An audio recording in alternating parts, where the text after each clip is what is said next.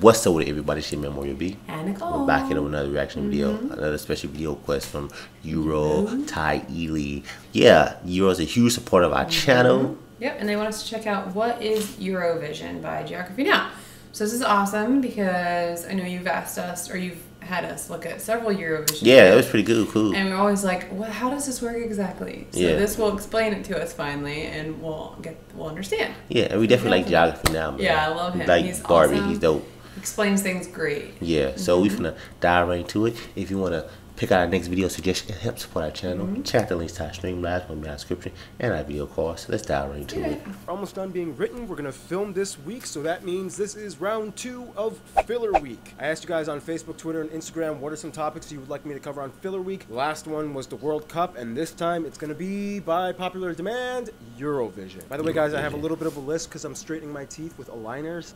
Like that. Here's what I'm using. I remember the first time I was introduced to Eurovision was in 2014 when I visited Denmark. And back then they were actually hosting Eurovision. I had no idea what it was, and then when I saw it, I was like, wow, this is a big deal out here. So today we answer the question, what is Eurovision? Explained by the perfect candidate, me, an American. Logic! Now, if you really want to know what Europeans think of each other, don't watch the news or read an article on history. Just watch Eurovision. Now back to the main question. What is Eurovision? Well, first of all, specifically, it's the Eurovision Song Contest. Eurovision is actually the name of the network in Switzerland that kind of started the whole thing. Okay, so Switzerland started it. The way I can summarize it, it's like the longest running, most watched singing competition in the world, held in May with finals sometimes lasting up to 4 hours. It involves mostly all of the countries in Europe and a few that aren't even in it as well. Literally every country in Europe except for Liechtenstein and, no surprise, Vatican City has competed at least once in the competition. Can you imagine a Vatican priest competing? Who knows, maybe one day. I mean, Europe is pretty surprising. So how did it all begin? Basically, back in the 1950s, Europe had to figure out a way to make everybody cool with each other after World War II. So, no shocker, Europe's little rational psychiatrist Switzerland was like, hey, everyone likes music, so let's do a friendly little singing competition amongst each other to appease the masses. And it worked! Switzerland, the most neutral of all nations, hosted the first competition in Lugano with 7 countries. And no surprise, Switzerland, the most neutral competitor, won the first competition. Since then, it's been going on literally for over 60 years. Slowly over time, new countries joined in. After the fall of the Soviet Union and Yugoslavia, tons of new countries wanted in, and now over 40 are taking part. Basically, each country submits an original song and a singer or group to perform for the grand prize. You know, on the surface, it seems kind of fun, but underneath the whole deal, it's like this whole systematically complex, formulated competition. It involves a lot of math, politics, and strategy. And by strategy, I mean this. Oh my gosh. That's a different one. Yeah. The rules are always changing because they always find new problems, but for one, you get 3 minutes to sing and you can choose whatever language you want. However, recently a lot of people have just chosen to sing in English. Belgium once trolled everybody. Yeah, it kind of makes me wonder.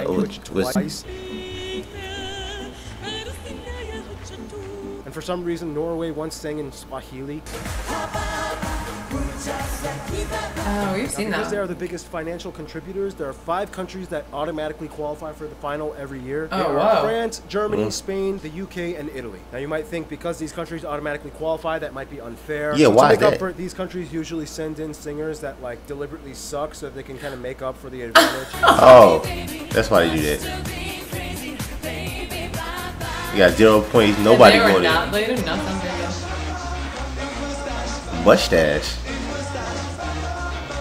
Yeah.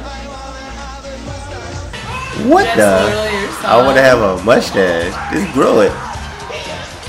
Oh my gosh. Yeah. Now, how do you win? Well, in order to win, you have to get the points, which happens through voting. The voting system has changed throughout the years. At first, there was a single jury that voted. Then there was a jury in every competing nation that gave a point system between 1 to 8, 10, and 12 points to their favorite performers. Then in 1997, they experimented with the first call-in televoting system, and that got messy because politics. So in 2016, they brought back the juries and fused the two together, so each got a 50-50 say in the point system. Basically, the rule is you can't vote for your own country, but you can give points to other countries.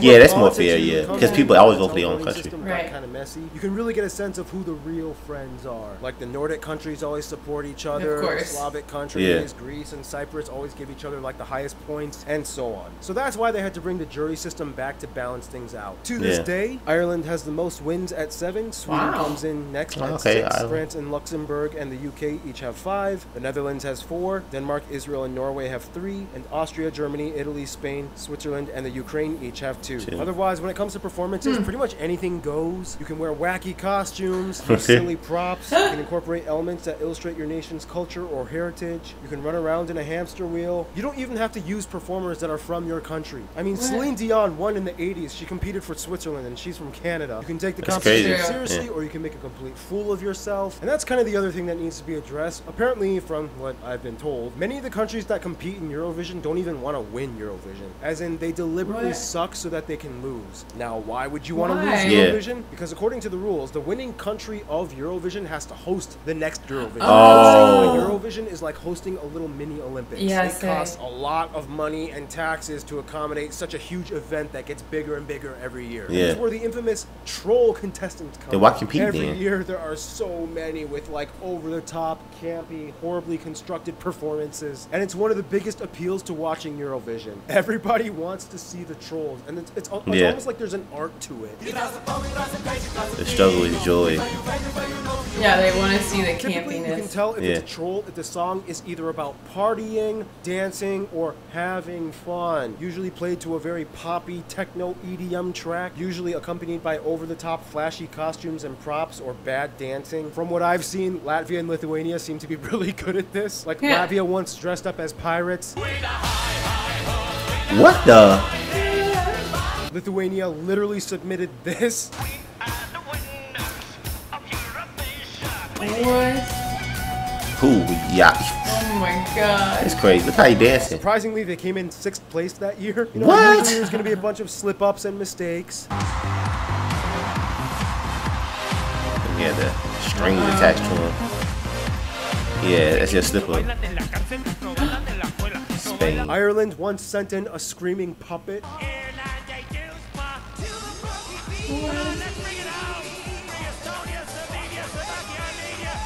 The singing can get pretty intense. Yeah. Albany. It's very opera-y. Oh, yeah, the it is. lyrics, sometimes they're just genius. Alcohol is free. Alcohol. That's all you saying? That's what it seems like. One time Finland won with this group.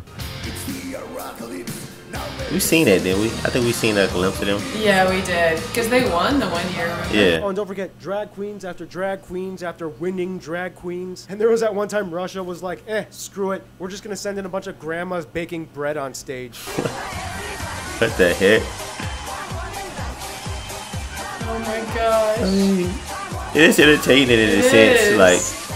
But he said most people like to see it because of trolls. They got second The Eurovision place. Song Contest is like Europe's complete musical battle royale that brings in the entire continent, plus some other countries that are not part of their continent. Which begs the question, do I think the USA should take part in Eurovision? No, absolutely not. Yeah. For one, we're not part of Europe. Second, we'd probably ruin it, like seriously. Yeah, I'm very doubtful any Europeans would be ecstatic to see they an wouldn't want American us. in a European competition. Yeah. We'd be like that really annoying cousin that your friend brought to your party. Yeah. That you kind of politely laugh at their horrible bad jokes just because you don't want to be confrontational. And when he starts talking to you, you're like, oh yeah, hey, I have to go to the bathroom, but hey, here's Estonia. Have you met Estonia? Yeah, Estonia, US, Estonia, yeah. Just say hi to each other, and yeah, you two get along. I gotta go to the bathroom. And third, we'd probably never win. I doubt we'd ever get many points, if any at all. I mean, maybe the UK and Ireland would throw some pity points, but nobody would want an American to win Eurovision. And if by some miracle we actually did win, it would probably start a bunch of protests and boycotts and inciting World War III, IV, and We'd probably like end once. Eurovision. So for the safety of the completely by planet, doing I think it. it would be best if we sat this one out. So there you go, Eurovision Explained by an American. Hope you like this video. Subscribe if you like. Check out Ken on Instagram. He did all the animations for this video. Thank you, Ken. And yeah, stay cool. Stay tuned. Yeah, I kind of wonder why, like, nobody, you know, the whole world hasn't came up with, you know, like a world one? a world Eurovision. I don't know. I mean, it would be really hard to organize. It would be. I mean, but it'd be kind of like similar to like the Olympics. Like all the best countries come together. It'd be like a song It would version. just be like a lot of money and a lot of. But yeah. Of the world, I mean, I can see them doing it. Yeah. I mean, I don't know if they would do it, but that would be pretty interesting, a world Eurovision. But I don't know. Maybe people in Europe, they probably wouldn't want that. They say, well, we created it. can we just keep it, you know, yeah, Eurovision? They might not like that. I don't know. Maybe they would. Who knows? It's hard to say. Yeah, maybe in the future they would. I mean, because we so connected with each other, like all around the world with technology and stuff. We could do a world Eurovision, but yeah, man. But this is definitely pretty interesting, yeah, I man. really liked. I'm glad that you wrote this was definitely was explained for us, and we totally get more behind it. Yeah. I mean, I think we assumed that's pretty much what it was, but it's nice to hear a little bit more of the backstory to it. Yeah, and the explanation of the points, sort of. Yeah, it's crazy because like seems a little confusing. Some countries try to lose on purpose because if you win, you want to host it, costs so much money and stuff like that. So, yeah, man. But we're about to go to the end of this video. Don't forget to subscribe And thumbs it up. Turn on notifications. It's your memory B. And Nicole. We're gonna catch you on the next. Awesome. Peace and love, baby.